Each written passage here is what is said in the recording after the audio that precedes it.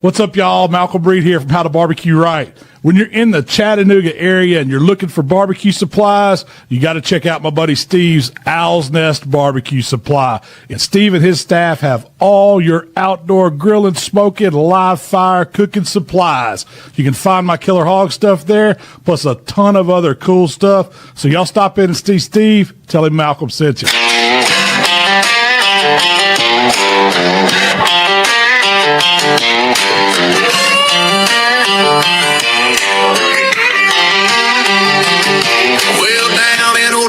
When the sun goes low, there's a glow at the corner where the good folks go. A man with a smile.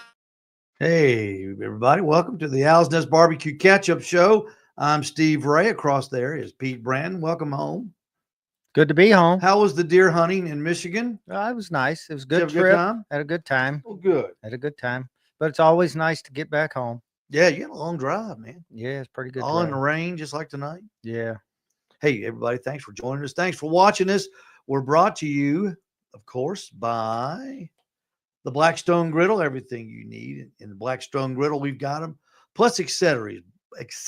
Blackstone Griddle. We're brought to you by the Green Mountain Grill, complete line of pellet cookers. They're at Owl's Nest Barbecue Supply. We're brought to you by our buddies at Pit Barrel Cookers. I've had to find the right read, Pete. I couldn't find it. I got so much crap over here. We're brought to you by Pit Barrel Cookers, America's favorite drum smoker. Now, we've got Jason Penley going to be coming up in just a few minutes. And Jason has been building drums, and a bunch of our buddies have been buying them. And we're going to talk about technology and why drums are quickly, Pete, becoming the thing to cook on. Why everybody's, dropping pellet cookers, dropping everything and going back to drums. And there's one reason. Taste.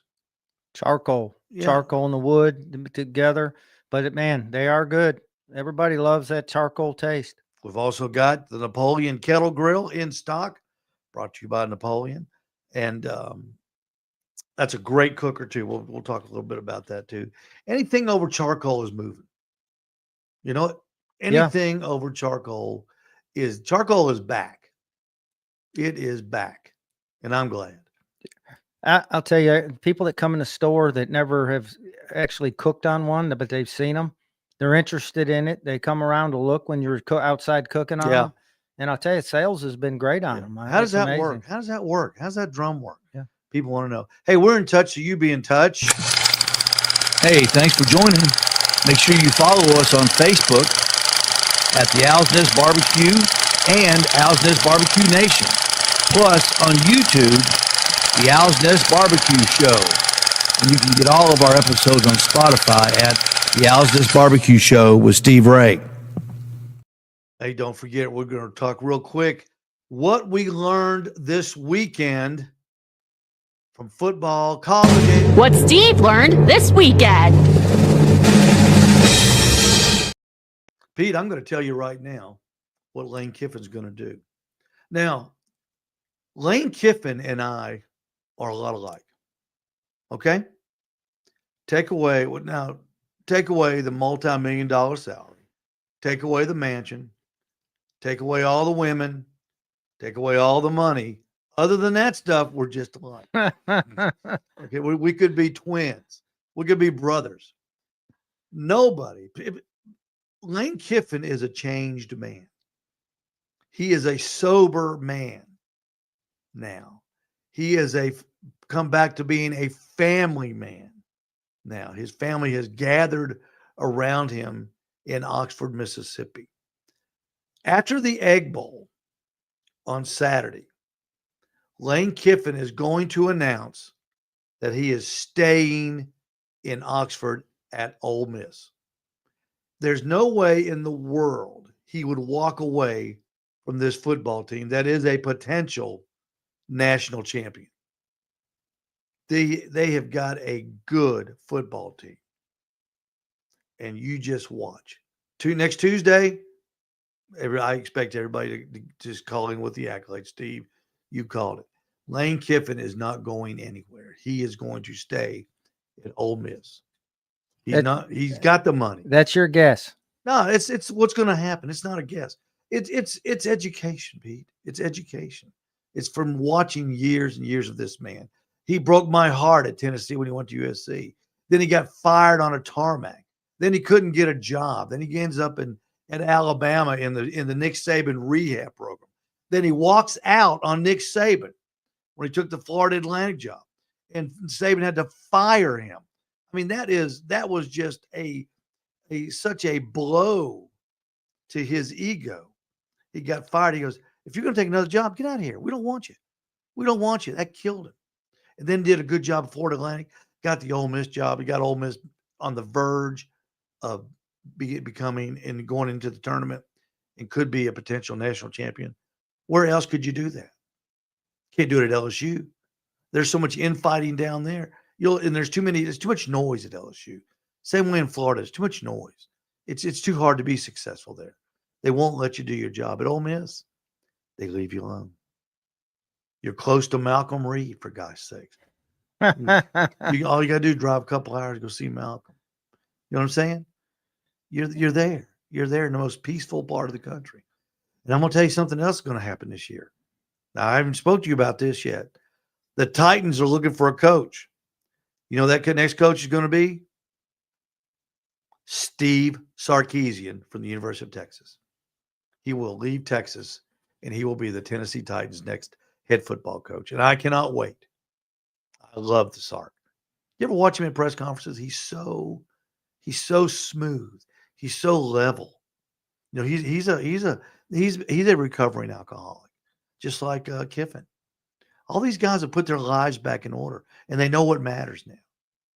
They've joined the We Know What Matters club. And Sarkisian is going to come back, and he is going to lead the Titans back to glory. And you and I, Pete, will be going to Titans games again once, and we will be rejoicing. So mark it down. I got it. Mark it down. Jason, mark it down. You heard it here first. I heard it. Ole Miss is staying. You got the inside scoop on that, or what's that? do you have the inside scoop on that? Yeah. I told you, Kiffin and I are just alike. Just alike. We may be friends. I may not have told y'all. We may be buddies.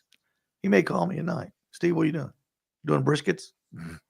I thought you were one of the main contributors, you know, in Knoxville. That's you had all that inside information coming out of Knoxville. Well, Josh may call down here too and tell me. You never know. You never know. You never know. I was once a connected person, but not anymore. Mayor of Ottawa, you still are. Jeff says, "Welcome back, Pete." Thank you. And Thank Steve you. Davidson says, "Hello, guys." I don't know Thanks, where my Steve. little. Oh, there it is, right there. All right, there you go. See right down there in the right-hand corner, you can read the. You see those, Jason? You see Nope. those? You can read the comments on the screen. Can you see them Nope. on your screen? Pete, you Nope. can see them, can't you? Yeah. Yeah. Okay. Before we get to drums and stuff, did you see this? There we A go. I woman got in it. Thailand shocked temple staff when she started moving in her coffin I seen that. after being brought in for cremation. Yes, it was like 48 hours after she was brought in. The Wat Rat Prakhong Tham, a Buddhist temple in the province of Nonthaburi on the outskirts of Bangkok. One night in Bangkok. Remember that song? Posted a video on its Facebook page showing a woman lying in a white coffin in the back of a pickup truck, slightly moving her arms and head, leaving temple staff bewildered. She was a 65-year-old woman. Boy, that's a it's a little close in age, like right on it. The guy said that he heard before he was putting her into the crematory. He said they heard a faint knock coming from the coffin. I was a bit surprised, so I opened the coffin, and everybody was startled. Said a guy whose name's unpronounceable for me. I saw her opening her eyes slightly and knocking on the side of the coffin. How sad is that? That is just heartbreaking. That's heartbreaking. Do they not have a? We do not live in the greatest country in the world. Yeah, but I mean, do they not have a coroner? Have they ever heard of vital signs? I mean, pronouncing her dead, like who? Yeah, she looked tired. She has been knocking for a long time. So we just put her in the coffin. Yeah, She looked tired. Her brother said that that she had been bedridden for 2 years when her health deteriorated and she became unresponsive, appearing to stop breathing 2 days ago. So she was in that coffin 2 days. Yeah. Her Yeah. brother then placed her in a coffin, made the 300-mile journey to the hospital in Bangkok, to which the woman had previously expressed a wish to donate her organs. The hospital refused to accept brother's offer as he didn't have an official death certificate. So he's out there shopping his sister around. His live sister. It says his temple offers free cremation, which is why the brother approached them on Sunday, but was also refused due to the missing document.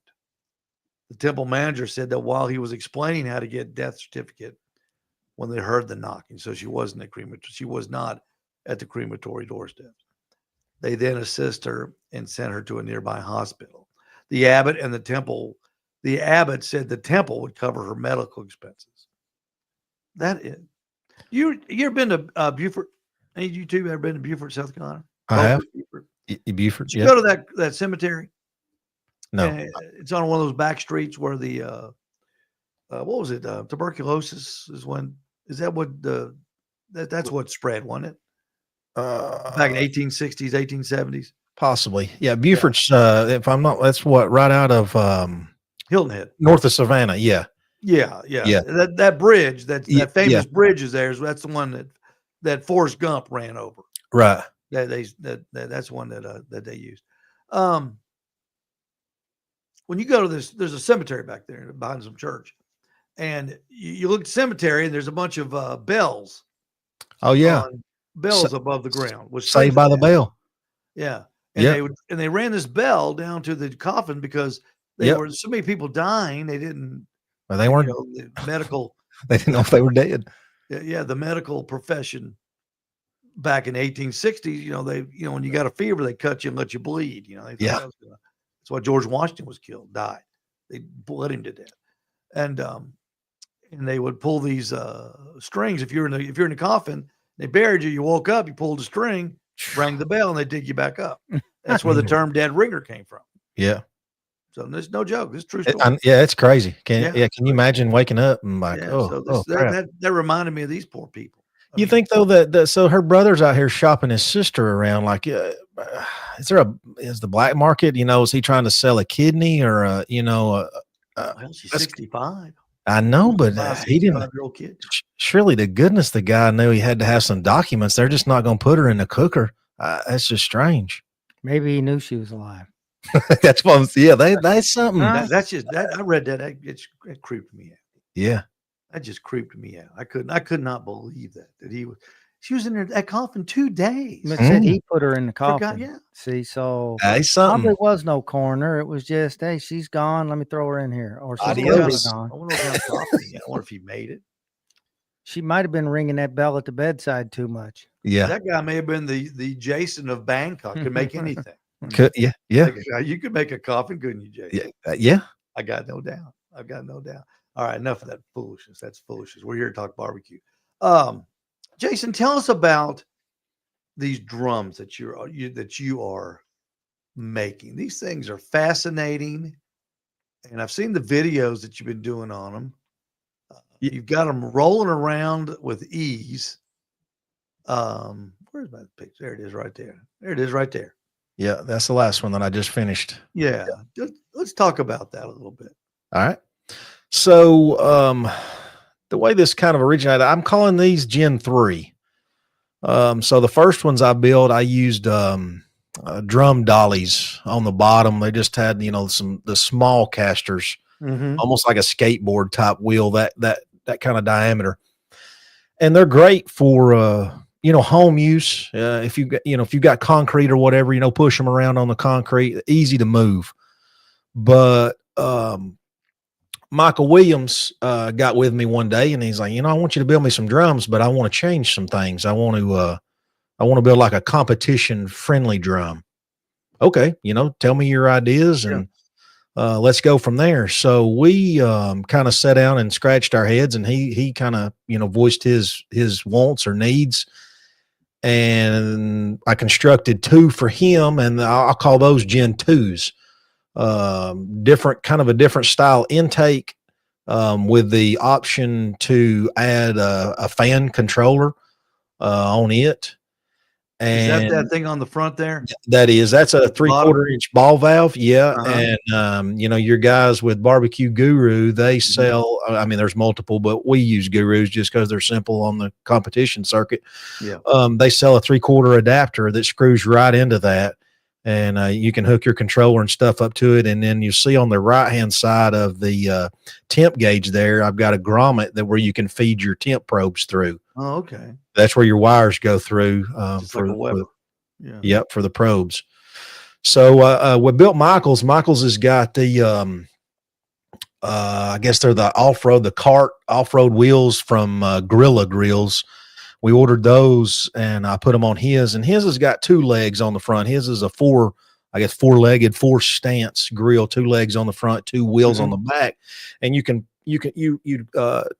2-wheel it. Appliance dolly, tilt it back. Yeah. And man, it will roll over rough ground. If you're unloading it in and out of the trailer, it's very, very easy to wheel around. And that was the one of the main wants that Michael was expressing. Like, it needs to be easy to get in and out of the trailer on competition days. So we did that. And now this other one, it's got a 3-point stance. That one, you can see that wheel on the front is a 3-inch caster, but it's kind of the same build or the same diameter. It's like a rollerblade wheel. It's the polyurethane. Yeah. And that is a locking wheel. And then on the back, it's got 8-inch wheels, so you can still tilt it back and 2-wheel it along. Is there a handle on the back of it? There is. Yeah. Yeah, I don't know. I don't know that I posted a picture of the back. I may have. I'm not 100% sure. But yeah, there is a handle on the back, just like a little 2-wheeler handle. Tilt it back, put your foot against the bottom and go. That one is relatively easier to level up on uneven ground. Like, you get to competition day. I'm more picky about my chicken drum being level, because when you put it in a butter bath, you don't want your butter bath to run, to one side or one end and have exposed chicken. So when we get to the competition site, we're leveling up the drums. So you basically, that 3-point stance is a lot easier to level on uneven ground than a 4-point stance. Yeah.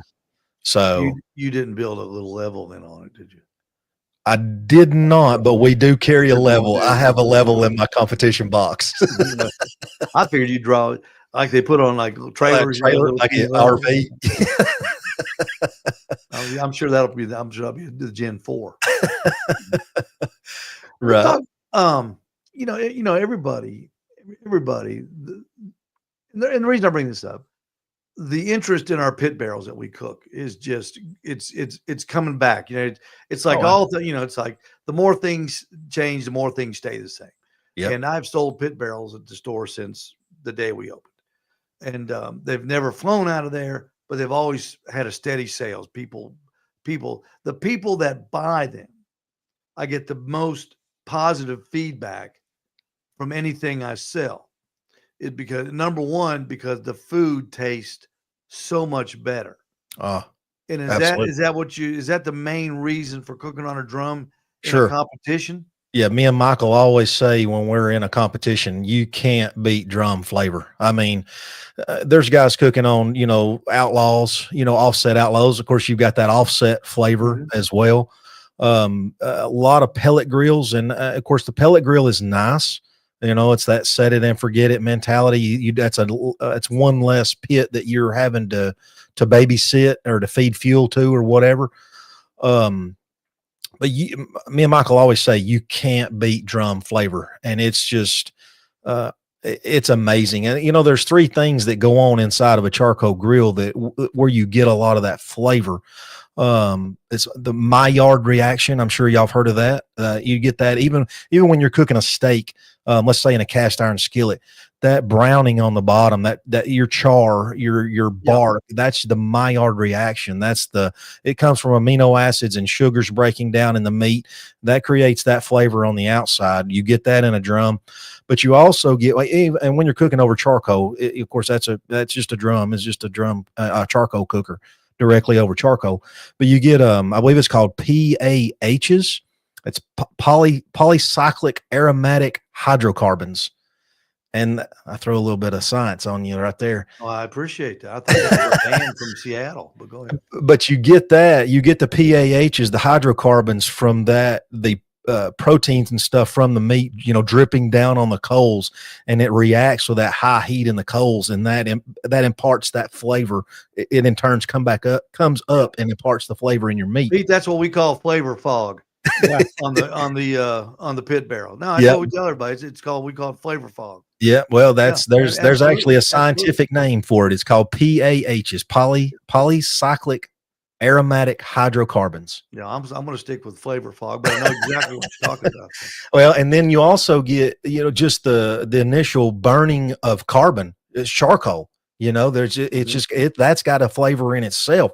So that's those three things that's happening inside of a charcoal cooker, a barrel, and that's just it's very, very difficult to beat drum flavor. Well, I agree. What about the I've got no problem talking science of these things because I tell everybody when we're talking about here's a pit barrel. Mm-hmm. Okay, that's the one we sell, and here's yours. The biggest difference being you got two air inlets, smooth side drum. I do like the smooth side drums. It's just ours is more like an oil drum. Yeah, and I don't know that there's any difference as far as airflow. Where do you get those smooth? Do people sell? Who sells those? So I find them. There's actually, I don't know exactly where the plant's at. They're either in Dalton or Calhoun. These drums have never had product that actually touches the inside of the barrel. They have a bag liner inside, and they come with some kind of adhesive in them that's used in the flooring process. So they have a machine that they hook up to it, and it sucks all the adhesive out, and then they remove the plastic bag. Oh, okay.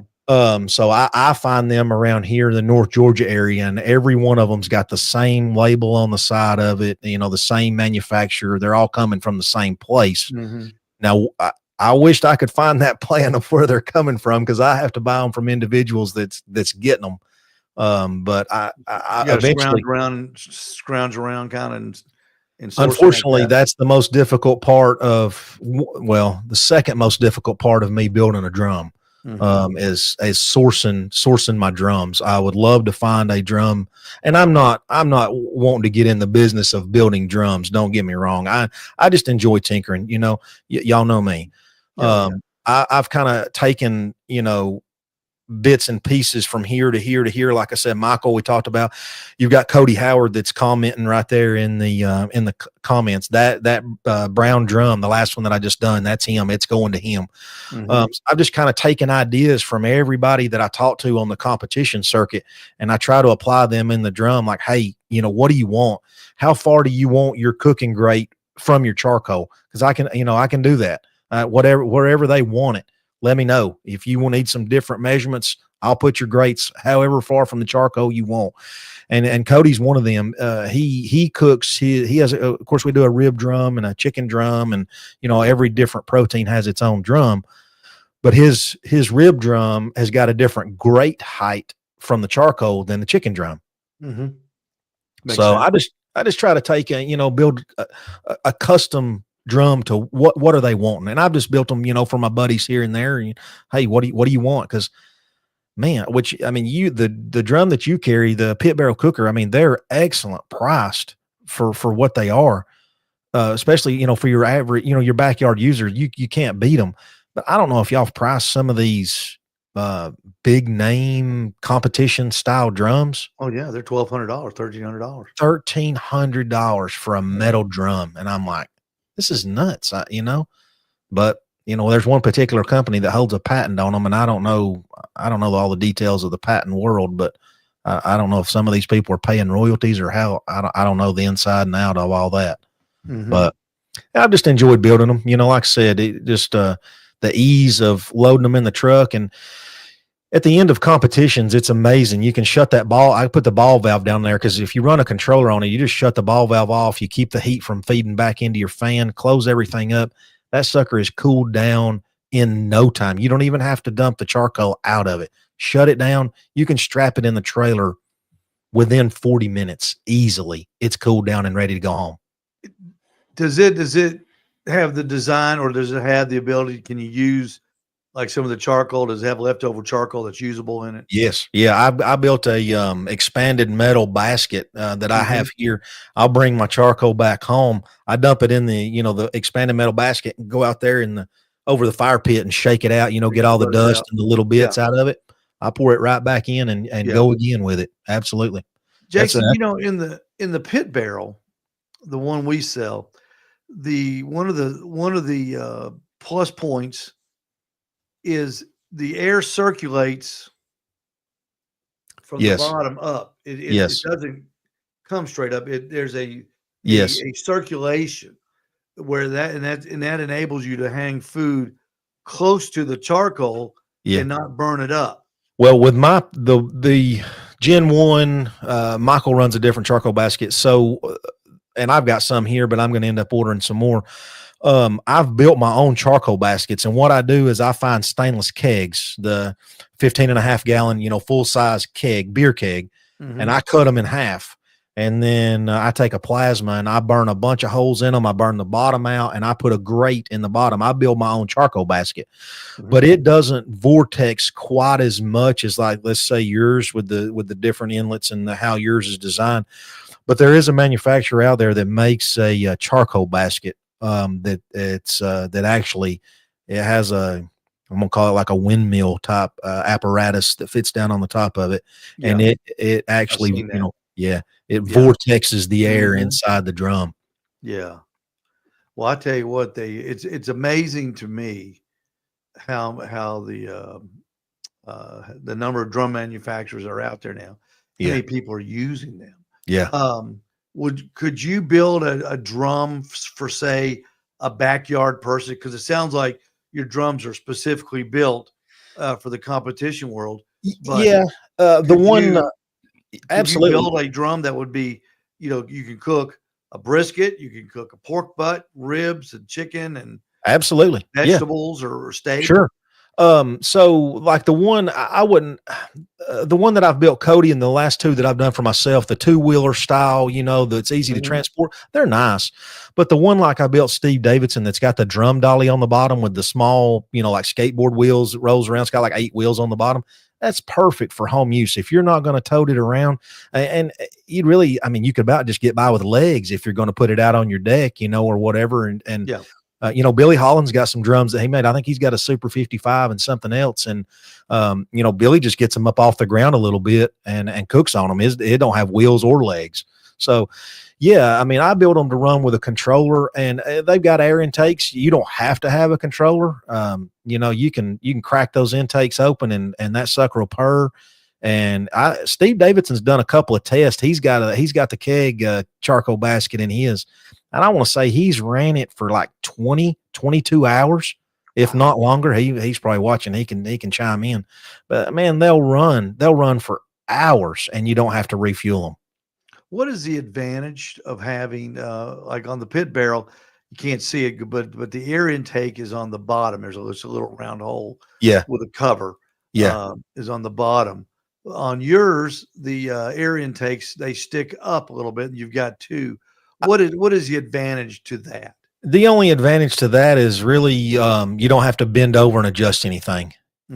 When when we're competition or in the backyard, that's literally waist high. Those, the flaps that's on top of the tubes there. They're literally right there. So if you got to make any adjustments to it, you're there. You don't have to bend over and, do anything right there. Plus, I don't know. We've talked about it. Me and Steve Davidson talked a little bit about it. That I wonder how much the damp air that's down at ground level would play into that. I'm curious of that. It may not have any effect on it. You're sucking that cooler damp air from ground level in. versus, you get up a little bit, it may not be quite as damp. I don't know, but I mainly do it just for comfort and ease of adjustment. Yeah. That, well, the other companies that make it, they do that like that. I was just curious. Got a thermometer on it, which is nice. Yeah. Then you got your ball valve down there, but you don't have to use. You say what will you run? What would it run if you open up those bottom dampers all the way open? It'll skyrocket. Okay. It'll get it. Yeah. If you've got it's not unless you're running a controller, it's you've got to run it. So we call what we run needles up, in the competition world, we put 300 at 12 o'clock. So that way you just got to glance over there at your drum and see that hey, I'm at 300. I'm good.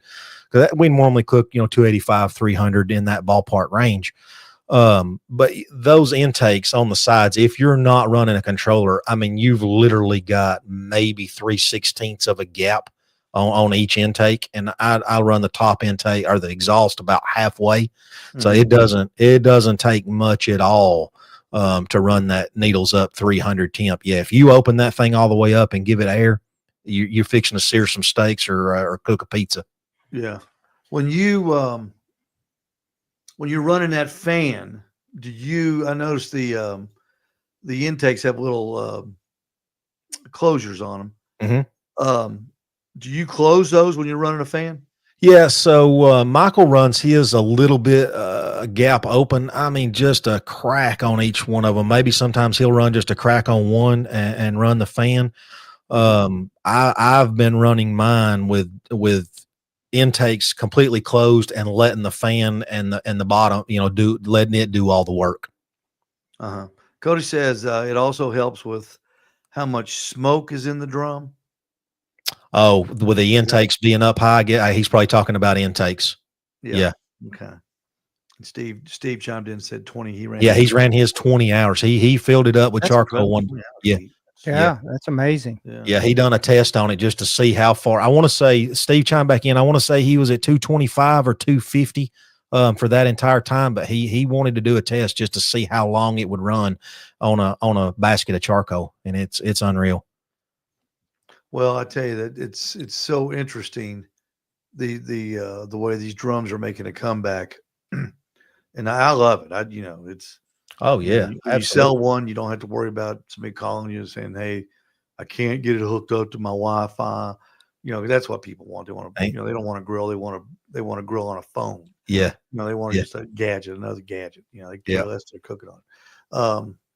That's what I like about that. Yep. And I like that. I like those stacks up there high, tummy high. Yeah. Yeah, you just literally, they're right there. Yeah, you just reach down and adjust them. And these things, it's very, very little movement in those intakes and exhaust changes the temp a lot. Do the lids come with those barrels when you buy them? Yep. Okay. Yep. So they fit real good. Yep. I have to do a little bit of work on them. I don't know what kind of machine they use. They use like one of them squeezers, I think. I don't know if they use it on a forklift and squeeze it. Some of them have gotten marks and stuff on them. I have to do a little metal working on them, but they're not probably. That's how they pick them up. They pick them up. Yeah. They're special forks on a fork truck that they use. Squeeze them. Yeah. Squeeze them. Yeah. And those are probably the reason those have to be squeezed a little harder. Vice the other ones is because they got the ribs on them, and then they can squeeze them and they'll hold. Right. Those These plain flat ones right there, you got to put some pressure on. Yeah. To be able it's to always right up at the top of the lid and the top lip, like where they're grabbing it up, like I said, because there's nothing on the sides for them to grip to. That's right. Yeah. Well, good for you, Jason. I think that's I know it's just a hobby for you, but yeah, I wanted to talk about the airflow a little bit, and we get a lot of questions about them, and I want everybody to. They're great, man. They're great. Your pit barrel cookers, you literally, they're almost a set and forget it too. You just you control it by the bars in the top. The bars in the top control the airflow going out. They sure do. Yeah. And they're made. Noah has made this thing to run with the bars in there. And if you don't want to run the bars in there, you can just put a magnet around on each hole. Right. And you can, you can close them up. Close them up like that if you want to. Have you ever put a thermometer in yours to see what it runs? I've got a thermometer on the one here at the house because I used it in competitions. Yeah. And I just wanted to be able to, I used it to cook ribs on. Yeah. And I wanted to just be able to glance, when I'm busy, just Sure. glance at it to make sure, I wasn't around, 350. I was staying between, 285 and 300. Yep. But that's the only reason the one at the station, I don't even have I Yeah. don't have a thermometer on it because I know it's going to run between 285 and 315. So that's about where they're designed to run. Yeah, exactly. When you open up that the bottom on the pit barrel, depends on what your altitude is. Right. Here in Chattanooga, we're about 580 feet. So you only open it up like a quarter inch. Okay. It's not very the bottom, but it's Yeah. not very much. Yeah. It don't take much, man. These No, things will just purr. It's amazing. It doesn't take much at all. Yeah. And front- the pit barrel, do you have a specific way to light the charcoal in your basket? Do you have I top light mine. There's multiple ways. Cody's a bottom lighter. He'll take the tumbleweeds. He does 2 tumbleweeds in the bottom of his charcoal basket. There might be some benefit to that, because it does rise up. But I take 2 tumbleweeds, stick them right down in the top of the charcoal and light it. And I've never had any trouble with it coming up to temp. I usually let it sit there and run with the lid off, basket in the drum for about 10, 15 minutes and let it get going, put the lid on, adjust the intakes and the exhaust and let her rip. It's ready to go. Yep. That's interesting. I like it, Jason. Very nice. Very nice. I like barrels, and good for you. Thank you. I appreciate it. I do appreciate That's it. a nice It's thing. fun. And I It's like fun. the little changes, from your first one, your little prototype to that. Right. I've Yeah. watched as you built them. I Oh, like yeah. that smooth. I do like too. that smooth finish on that thing. Yep.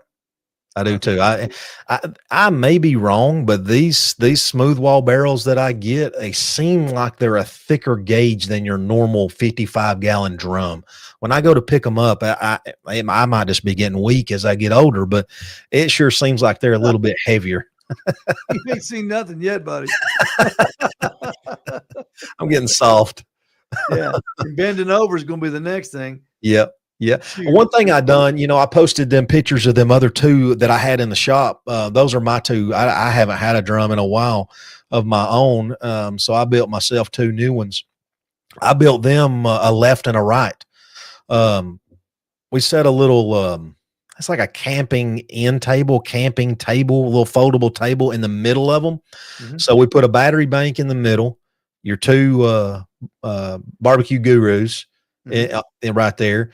And then I built a left and a right drum. I've got my grommets, left and right on the inside. That way the probes are right there. And I built it to where the lids are left and right drums. So Right. it's just stuff like that, that just makes your cook side, especially in competitions. You know, that's what I've been kind of eat up with here lately. It just makes stuff flow so much smoother when Anything you can do to take away an extra step. Yep. Is definitely worthwhile. Yeah. Perry Collins writes in, he says, do you powder coat yours? I have not had any of these powder coated. So the first, I say Gen 1 and Gen 2s are high temp barbecue paint, just flat black, offset smoker style barbecue paint. Now, I'm in a couple of Facebook groups for drums, and a lot of those guys on there were saying that they were not using high temp paint. And they were getting away with it for a couple of years. So I was like, I'd like to have something other than black. So I told Michael, and I said, I'll be the guinea pig. I'll go buy just some regular paint and paint them. And so far, mine has held up good. On these, once you get above the charcoal basket on the side of the drum, of course, it's hot. It's hot. I can't hold my hand there and leave it. But now once I get down to charcoal basket level and down, I can hold my hand on the side of the drum and leave it. It's not cool to the touch, of course, but it won't just melt your skin off. Yeah. So I'm going to try just the regular paint. That way I can have some more color options if I want it. And, I've got a guy in Chattanooga that priced them. He said, if I needed to have them, he does, media blasting silica. He uses glass beads to blast. He said he would blast them for me for $30 a drum. So I told Michael, if I can get a couple of years of regular paint use out of it, I'll carry it and have them blasted and shoot a new coat of paint on them and and let them fly. But Well, the other company, the bigger companies that make them, you can get any color you want. yeah, I don't know if they're probably using, a pretty expensive high temp paint. I'm not sure. I'm sure they are. Yeah. Yeah. So, Perry, no, that color is non-existent on these drums. It can't happen. Can't happen. Got any orange? Perry wants to know, you got any orange high temp paint? That's a color that they do not come in. These are kind of like the old, Model Yes, A. they do, Perry. You can get all the orange paint you want. Don't listen to that liar, dog. He's going to sit there and tell you the only thing you can get is red and black. You can get big orange paint. I'll find you some. This is like a Henry Ford and HR Model A. They're available in black only. You dog. Well, good for you, Jason. You want to stick around and let's do some food? Sure. Hey, real quick, I got something. Pete and I were on talk radio this morning. Did you hear, Jason? I did not. I was working in the shop today up there, and I know I don't even have phone service hardly in the shop. What was on the first Thanksgiving feast was in 1621. They don't mention the month, but I'm sure it was November 24th. The first feast included deer meat, a wild fowl like duck and goose, and likely turkey. And they also the big centerpiece food though was seafood. Huh? They had lobster, mussels, and eel. I don't know about the eel. I don't I can tell you, I've had it. It's fishy. Definitely not worth wasting your time. How did the pilgrims catch an eel? I'd be in on the lobster though. I don't even know how you even now when I was in the Netherlands, they just scoop them out, and they're just all kinds of them, and they smoke them there, but they don't take any smoke flavor. At least to me, they didn't, and they're slimy. They're horrible. I'm out. The delicacy to them, but to me, the texture is horrible. I wish we would bring lobster back to Thanksgiving. I'm in. I vote that lobster Me back. too. I'm in. That's probably why the Indians came back and killed them a few weeks later. They ate that eel. Let's see. The meal also featured vegetables such as carrots and cabbage, and possibly a dish made from hickory nuts. There was no pumpkin pie. There was no mashed potatoes. There was no cranberry sauce, as the ingredients were not available at the time. The vegetables were corn, beans, and squash, often prepared together in a dish called succotash. Succotash, carrots and cabbage. They said they stuffed. If there was turkey there, they stuffed it, but they stuffed it with nuts. That's what they use for stuffing. Reckon what a hickory nut dish. I've never heard of a hickory nut dish. I haven't either. But we weren't around in 1621 either. I'd eat a hickory nut dish before I'd eat an eel. Do what? I would eat a hickory nut dish before I eat an eel. Oh, absolutely. Yeah. I'm telling you, the eel was not good at all. I bet not. There were people that loved it, and I guess they grew up around that and eat a lot of it, but it's not my choice. And what if you got an electric eel by chance? Shock of your life. Bite into it. Get 220 in the lips. Y'all got a bunch of turkeys to cook tomorrow and Thursday? Nah, I cooked one for Josh, one of the guys that works with me, and I'm going to do one for a customer of mine. But we're not doing a lot this week. Doing a bunch of turkeys is hard. Yeah, it's a lot of work. Turkey. Now, yeah. I saw you do the turkey breast. That was smart. Yeah, I've got two hard to cook because you get 10 or 12 in a smoker, and you got a smoker for your own. You got to move them around. Yeah, you move them around. They're cooking. You got one with a leg. You're temping a leg, and it's 200 degrees, and then you temp the breast, and it's 90. You're thinking, holy crap. Yeah. You're wrapping stuff with foil. You're reaching in there, and all that turkey juice is dripping everywhere. It's just disgusting. It's gonna be easy for me, Jason. I'm doing a ham, and then I'm just doing turkey roast. Turkey breast roast. You're a big fan of those. I like those things, and they're juicy, carve up easy, and there's what you have left is lunch meat. Yeah. Pete, you got to take that net off of it before you cook it. I did one without the net. That's the way to do it. It kind of spreads out a little bit, but you can kind of tuck it in. Okay. And then it cooks up pretty good though. Yeah. And that's not real good to eat, but it's hard to get off. Yeah, it's a pain to get off. I bet. Let's see. Perry says he's going. Can't read that. He's going the easy route. He's going to smoke a turkey breast. Yeah, there you go. Cody said he's going to do 60 turkeys and 10 hams. Yeah, they do a bunch. They do he's friends with some guys they're involved in a lot of charity stuff at Alabama Public Television and stuff over there. I think it was 3 weeks ago. They did some for some school system. They did like 200 pork butts and 150 pork loins or something. It was unreal. That's but they've got a couple of them big trailer rotisserie cookers and stuff that they cook on. So they're involved big time in that charity stuff over there. Oh, well, you put them on an old hickory now. You get a big old $25,000-$30,000 old hickory. Yeah, that's propane over wood. Yeah, I mean it's almost like cheap. Yeah, I mean they're easy to do. I told him though, like 200 pork butts. I mean that's the amount of seasoning and stuff. He said they've got it down. One's cutting their plastic off of it, one's patting it dry or whatever, doing a little trimming, the other one's coming back behind. But a lot of people. We did a couple big cooks like that for the Ooltewah High School band years ago. And if you got, you get 15, 20 guys in there, I was just sat back and just pointed and told them, put that there, put that there, put that there, and they're not used to it, so it's fun. Yeah, it'll take a crazy amount of seasoning though, rubs. Yeah, good night. Oh yeah. Well, that's when you go with salt and pepper. All right, here we go. Pictures. Right there. Look at there. Have you had those, Jason? Is that the little Cornish hens? Yes. Yeah. Practice turkeys. Practice turkeys. They're good. Those are good. You know what those are really in real life? Baby chickens. Baby chickens. Baby chicken. That's all. That's what they are. Baby chicken.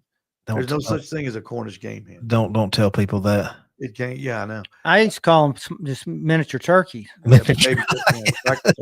Yeah, they started over in England, and they named it a Cornish hen, a game hen, because they felt bad about eating baby chicken. That's what. Yeah, that's we had to go hunt these. They were like snipes. They're like snipe hunters. And so they invented this bird, sort of like like a snipe, and that's what they called it. Speaking of your turkey breast, there's one right there. Yeah. Yeah. What are you doing with that Jess Prowl stuff there? Where did you get that at? What is that? Hardcore Carnivore. I had to buy it on a whim. I know some other guy that sells some, but I had to. Yeah. Don't say Jess Prowl's on it. I had to have some. This was my favorite. Oh yeah, there he is. That's my favorite. My favorite picture of the week, Michael Williams. He said it was fantastic. Spam is good. Yeah. That is spam, folks. Yeah. And he's cooking that on his smoker. I don't know which one he's got a million of them. It looks like he's cooking on a pellet grill. And he's cooking spam on a pellet grill. They obviously weren't fed to kind of as much spam as I ate as a little kid. I have no interest in spam today, I can tell you. What's crazy though is he's the heart patient out of the group. Michael's the one with heart issues, and he's eating spam. Well, good for you, Michael. I'm a spam fan. I like spam too. Steve Davidson checking in. Well, look at those sausage balls. Those look good, man. I love sausage balls. Betsy. Yeah. But I'll tell you a funny story about sausage balls in a minute. There they are cooking on his. Steve has gotten a one of those. What are those called, Jason? He's got a Big Joe. Big Joe. Yeah, I used to Kamado Joe. Kamado Joe. He's got the Big Joe. Yeah, and he's got him cooking on that thing. Let's see. Hold on. Bologna, man. I got a story about that bologna. Hang on. There's those sausage balls before they got done. That's what they look like when they went on the smoker, and that's what they looked like when they came off. So that's a good job right there. Now let me tell you about this bologna. I don't think you were here, Pete. I showed that picture of that bologna last week, and I said, "What are those writings on the bologna?" And I couldn't figure. I didn't know. It looked like it almost looked, like some Oriental hieroglyphics. It does Something look like that. hieroglyphics. And you know what? You know what that is? I thought it was an H for hot. That's it. That's then- it. That's And it. then What's an the M for W? medium. That's A it. medium? Steve. That's it. I couldn't figure that out. And Steve came by the station. I said, "What is that? What's on those?" He goes, "Well, some people don't like hot. Some people don't like mild." Hot and so he mild. just carved it in. Now, and you take Guy, me, and Pete. We went up to where do we get? No, I ordered them on Amazon. We got little placards that we put into our ribeyes. Oh yeah, Or, yeah, like they used to do this, the rib roast. pink Yeah, and the rib blue. roast. Yeah, Doing 'em, yeah. yeah. And just had rare, medium, and like It that. was Ryan's Steakhouse used to use those Yeah. little plastic Yeah, things and stick them in the steak. But that's what that was for. They look good too. Hot, mild. I felt so stupid when he told me what it was for. I said I should have figured it out. Then he Pete figured it Yeah, he thought I wasn't gonna be able to figure that out. out. William Stodersky checked in. Those are gator bites. That's gator meat. He made some of that for, I don't know where he got it, but he made that for game week last week. I remember back in the day when, back in the mid 80s when Tennessee was a lot better, consistently better, but when Florida week used to mean something, and people would make those gator bite. I don't know where they got gator. You ever tasted gator? Yeah, I've had gator bites. That's good. It's terrible. It's like chewing. It's like beef jerky. Tastes like chicken.